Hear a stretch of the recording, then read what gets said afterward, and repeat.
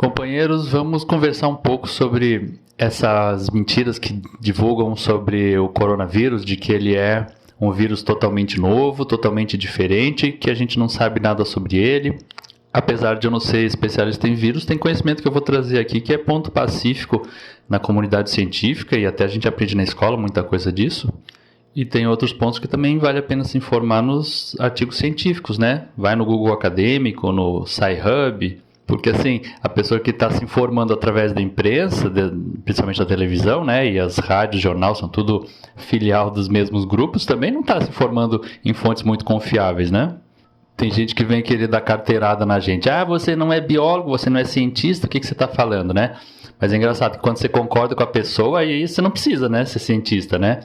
Ninguém nunca disse, você concorda comigo, mas você é cientista para concordar comigo, por acaso?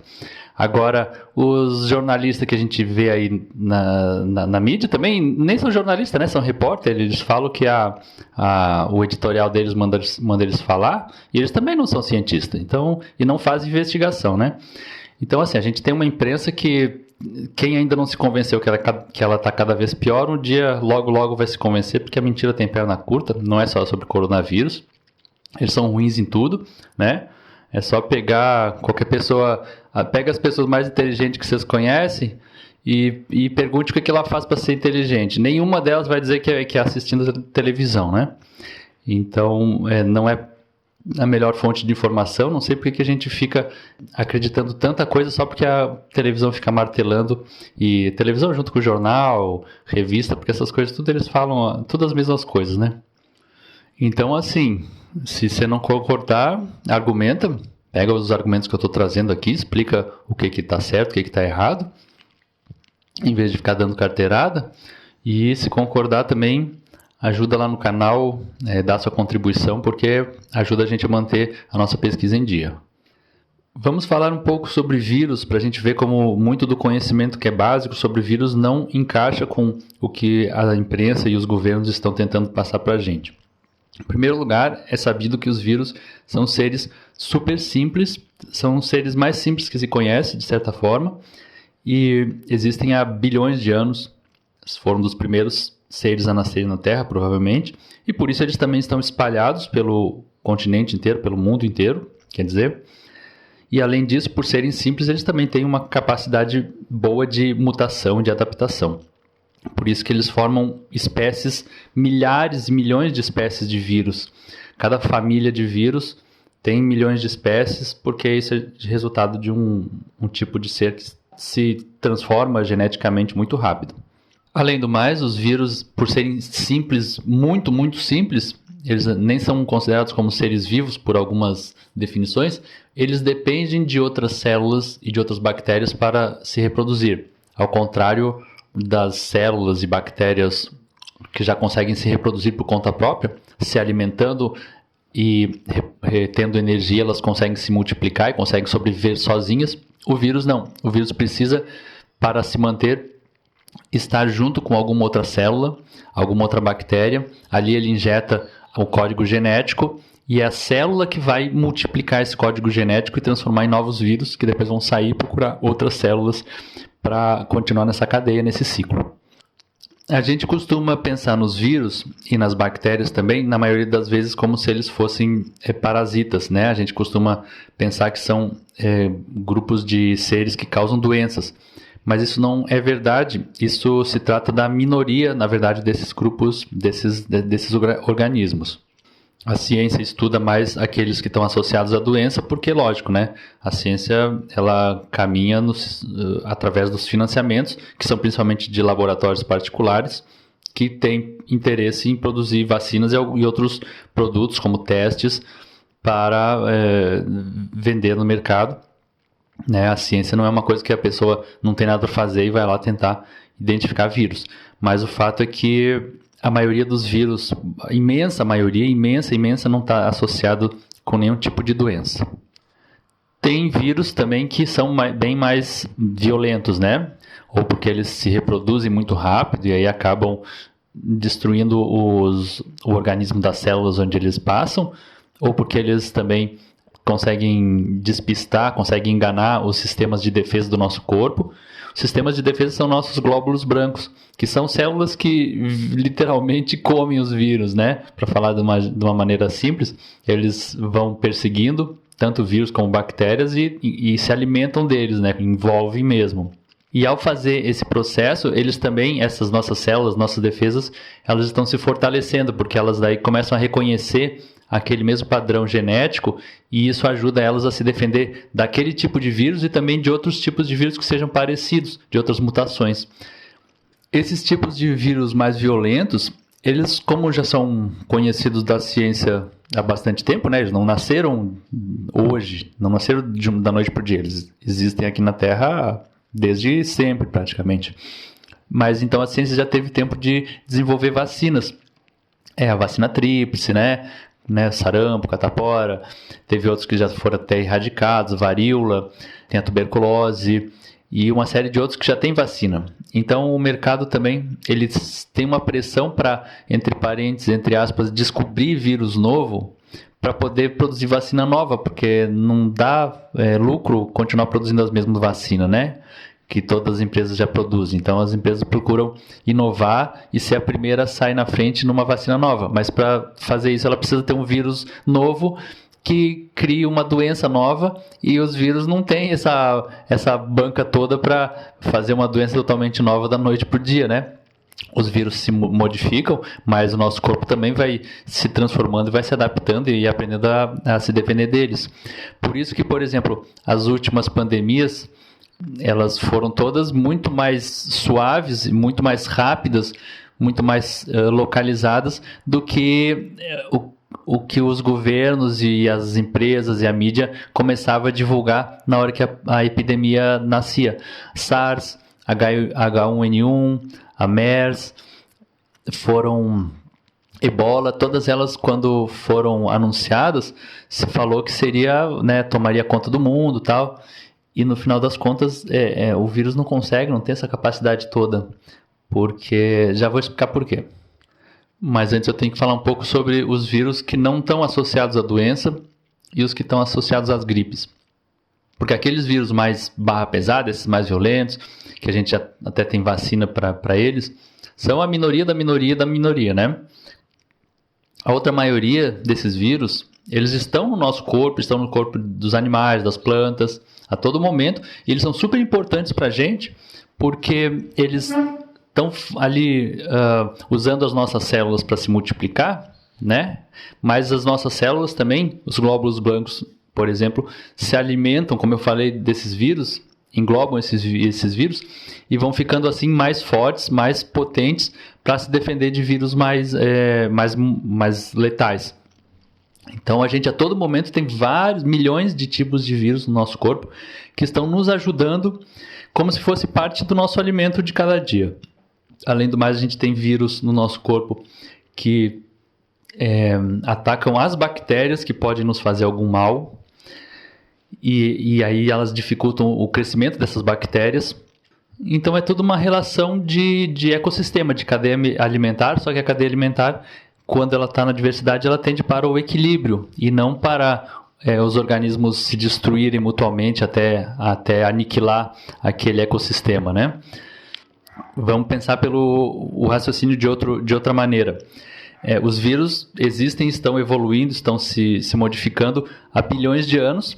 Então é lógico que a maioria deles, a maioria dos que vão se adaptar melhor e que vão sobreviver melhor, vão ser aqueles que conseguem estabelecer uma relação de cooperação com os organismos onde eles estão, né? Porque o parasitismo mesmo é uma relação que despende muita energia, porque se um vírus ele realmente se transforma numa ameaça no nosso corpo, a ponto de ele poder começar a destruir as nossas células, de tanto que ele se multiplica, o corpo, conforme a evolução vai acontecendo, o corpo humano vai buscando estratégias de eliminar aquele vírus.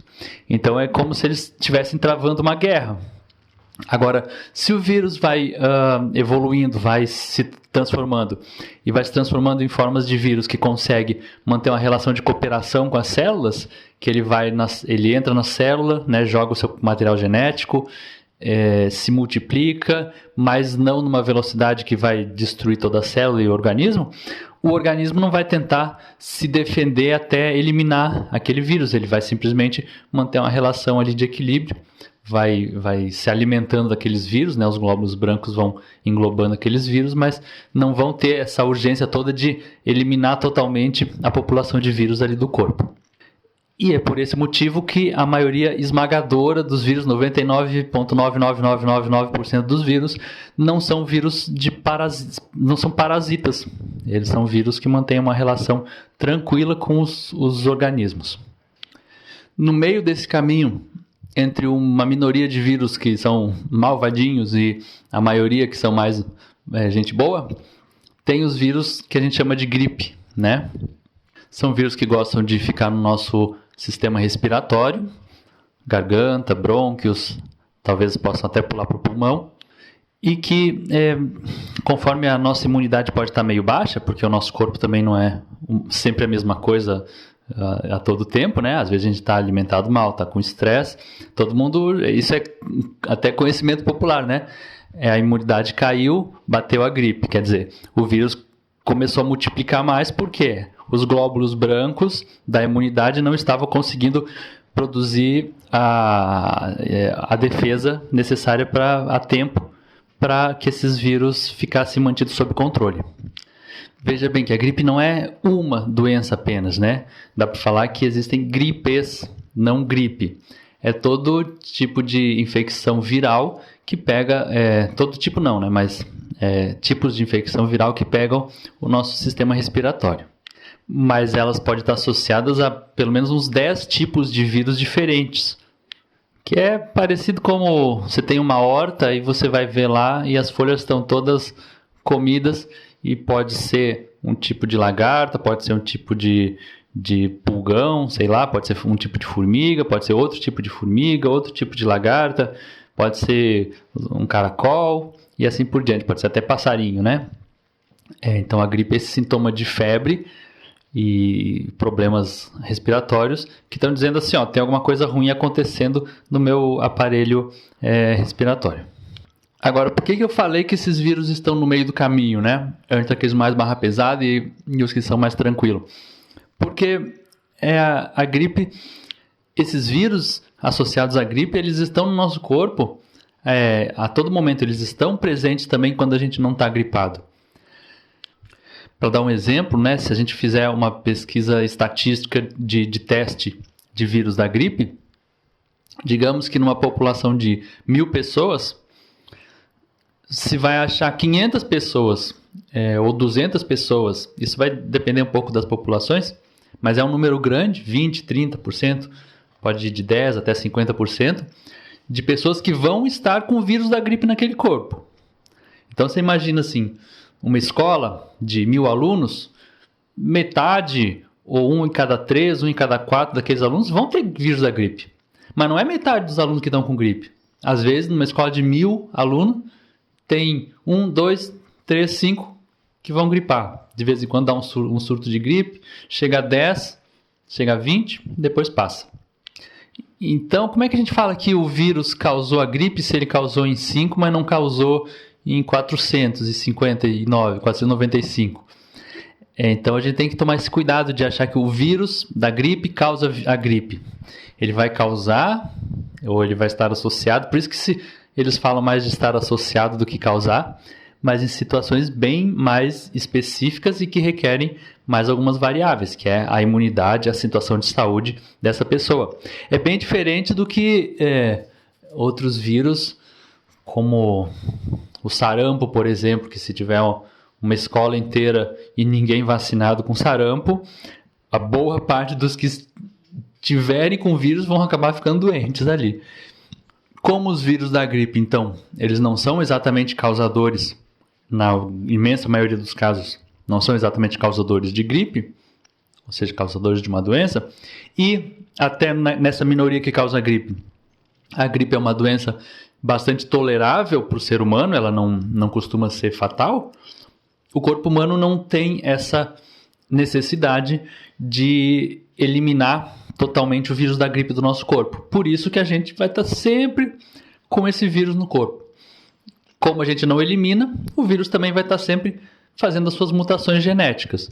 Por isso que todo ano, nos períodos de inverno de países que ficam frios, que todo mundo fica mais fechado, dá aquele surto de gripe.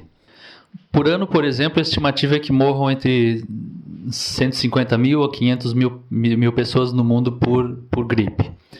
Isso, para a gente arredondar, vamos dizer que sejam 400 mil, numa população mundial de 8 bilhões. Isso dá aproximadamente o quê? Uma pessoa por 20 mil. Uma pessoa a cada 20 mil num ano morreria de gripe. Seria uma pessoa numa cidade pequena para média, né? Uma cidade como Florianópolis aqui de 400 mil habitantes, digamos que 20 pessoas por ano morreriam de gripe no máximo. Se a gente considerar que tem mais ou menos uns 10 tipos de vírus diferentes, dá para dizer que cada tipo de vírus, então, vai ter matado 2 pessoas. Então, isso é só para deixar claro que, por exemplo, numa cidade de 400 mil habitantes, ao longo do ano, provavelmente esses vírus se espalharam por todas essas pessoas. Em algum momento, umas tinham, outras não. Em outro momento, as que não tinham vão ter outros vírus de gripe e as que tinham não tem.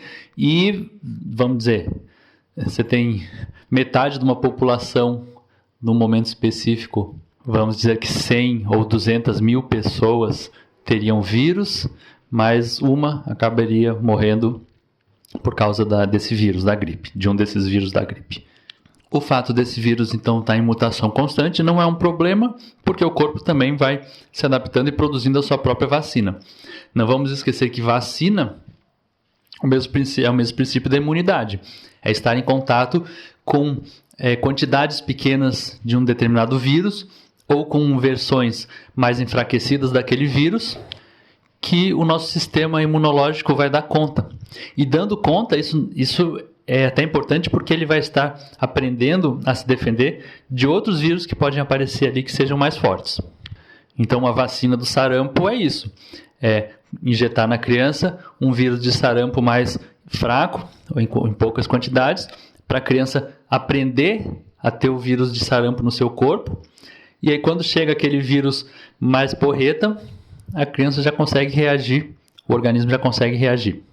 Por isso que a imunização de massa é um processo natural muito importante. Quando a gente está em contato com crianças, com bichos, as crianças, por exemplo, que têm uma resposta imunológica muito mais rápida que a dos adultos e dos idosos, as crianças estão passando para a gente versões mais enfraquecidas de micro-organismos, de bactérias, de vírus, e passando essas versões mais enfraquecidas ou em menor quantidade, a gente consegue também produzir como adultos a nossa própria imunidade. Então as crianças não são vetores de vírus, isso é um erro falar, seria um absurdo biológico imaginar que uma espécie, os filhotes da espécie vão ser vetores de uma doença. Imagina que os filhotes de uma espécie são vetores de um parasita, é totalmente absurdo imaginar isso. Os filhotes de uma espécie servem como fator de vacinação, eles ajudam a vacinar o restante da espécie. Tendo falado isso, essa introdução, agora vai ficar mais fácil de entender por que é uma falácia quando a imprensa fica dizendo que esse vírus, esse coronavírus é uma coisa totalmente nova, totalmente diferente, totalmente desconhecida. Acompanha comigo, os coronavírus são uma família de vírus que estiveram com a gente desde sempre.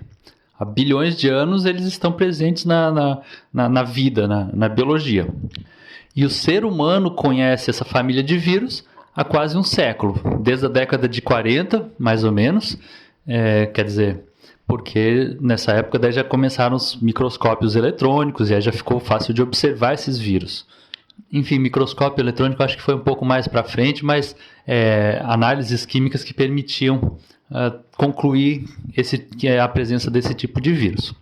Então acompanha comigo, se esses vírus estão com a gente desde sempre, eles estão se comportando em sentido de mutação genética, assim como os outros vírus.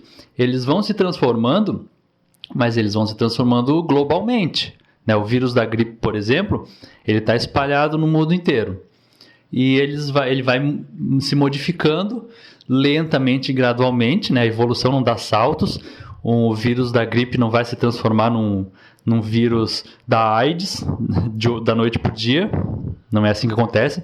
Ele vai se transformando num vírus da gripe um pouquinho diferente, da mesma maneira que a gente tem a nossa mutação, que os filhos são parecidinhos com os pais. Por mais que o bebê nasça com uma carinha de joelho, ele no final vai acabar ficando parecido com o pai e com a mãe. E a mutação vai assim lenta e gradual. Com os vírus também é assim.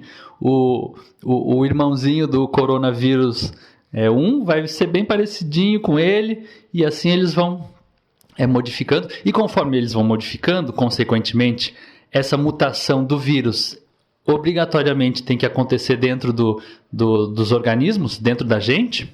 Como eu falei, né, o vírus não sobrevive fora. Ele não vai tirar férias numa ilha deserta e aí ele faz um monte de mutação e quando ele volta, ele está totalmente diferente. Ele vai se modificando dentro do nosso organismo. Então, conforme ele vai se modificando, o nosso organismo, enquanto população, ao longo dos anos, ao longo da nossa evolução da espécie, a nossa imunologia também vai aprendendo a identificar esse vírus. O nosso sistema imunológico também vai evoluindo para não se transformar numa vítima de uma possível mutação de cada um desses tipos de vírus. Então vamos pensar globalmente, a Terra, o planeta como um sistema inteiro. Se essa massa dessa família do coronavírus, que está espalhada no mundo inteiro, está se modificando lenta e gradualmente no mundo inteiro das mais diversas formas, e uma massa de população, de seres humanos, que também está no mundo inteiro e vai adaptando seu sistema imunológico, seguindo essas modificações desse vírus e de outros ao longo do tempo, é impossível que um vírus totalmente novo, do nada, totalmente diferente, apareça no centro de uma metrópole. E mais impossível ainda que essa versão totalmente nova e diferente se espalhe e infecte o mundo inteiro de maneira completamente letal, fatal, matando grandes parcelas da população. E aí eu volto naquilo que eu afirmei antes. Por que as epidemias dos últimos anos, as pandemias anunciadas, foram muito menores do que o resultado final? Primeiro porque os cientistas ligados a laboratórios que têm pressão para vender vacinas e seus modelos produzidos em computadores que procuram prever a trajetória dos vírus. Então esses cientistas e empresários, eles procuram, que também são os patrocinadores da grande imprensa, eles procuram ir na grande imprensa e começar a falar que é um vírus perigoso, porque assim é mais fácil de pressionar os governos para financiar a produção de vacina, para comprar vacinas. Então é importante para o negócio dessas empresas que o vírus seja realmente fodão, que o vírus vai infectar todo mundo, para eles poderem ter um negócio ali.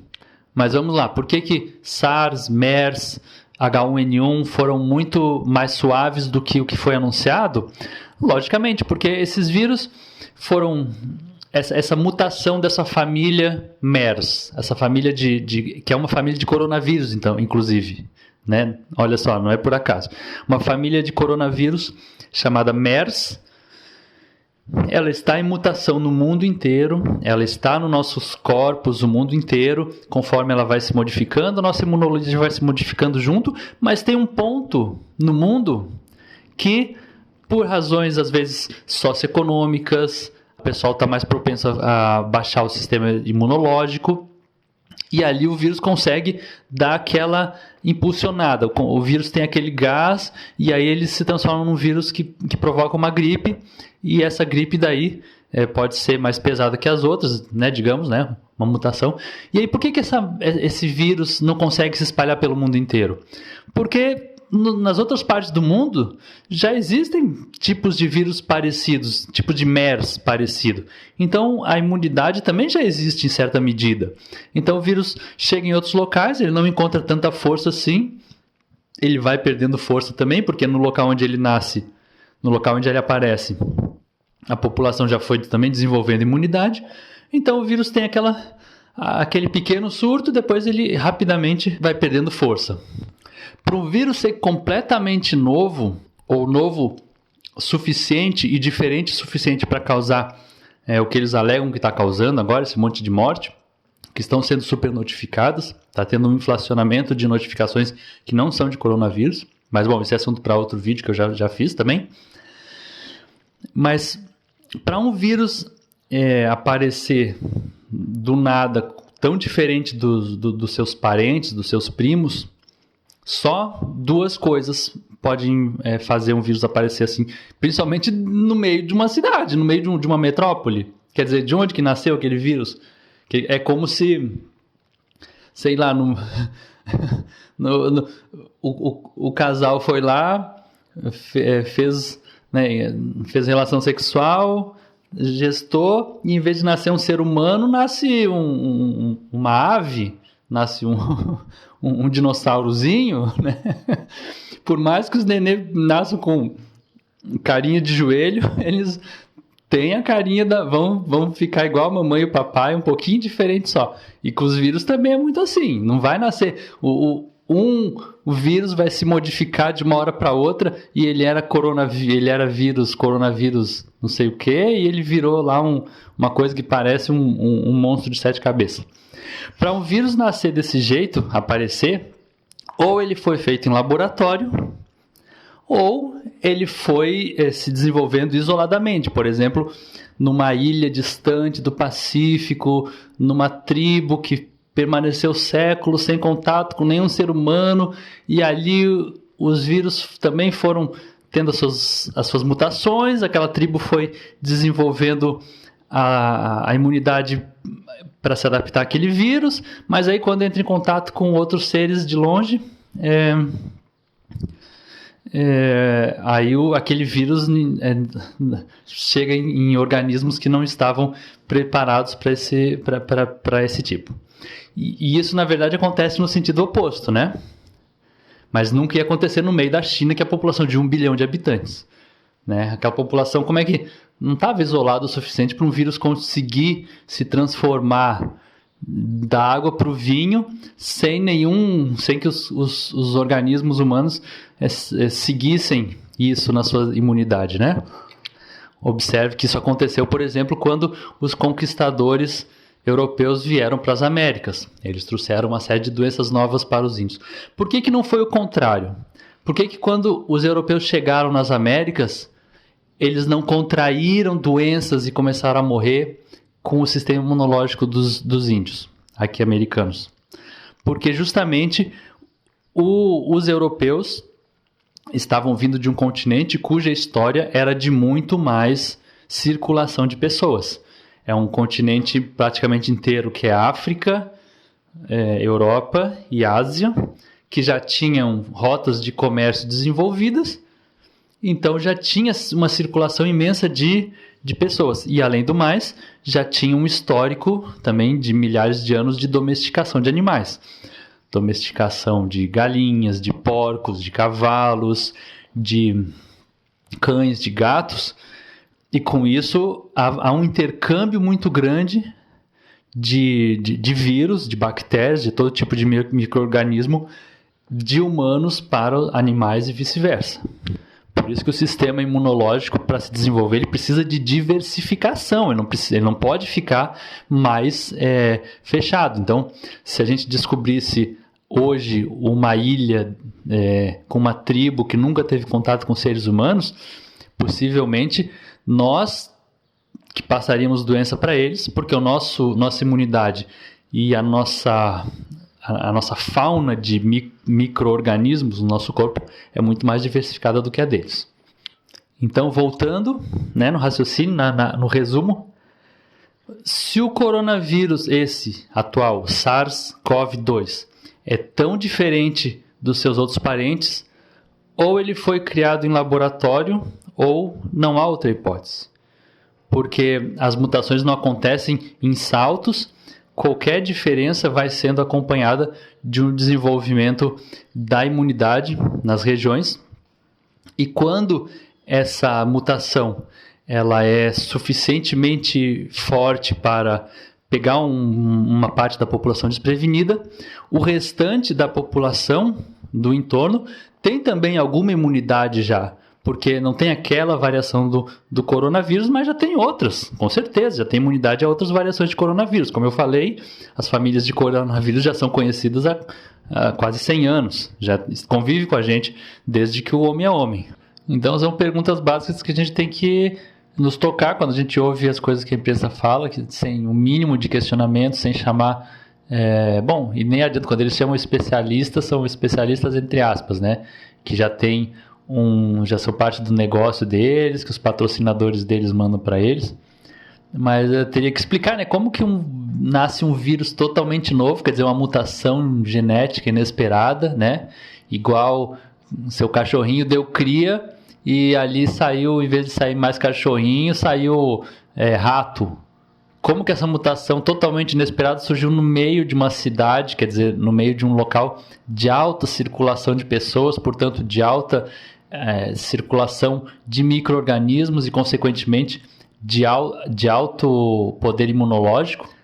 E como que essa mutação se espalhou de maneira tão avassaladora pelo mundo inteiro, como se o mundo inteiro tivesse nascido agora, não tivesse nenhum contato com agentes semelhantes, com coronavírus semelhantes há milhões de anos.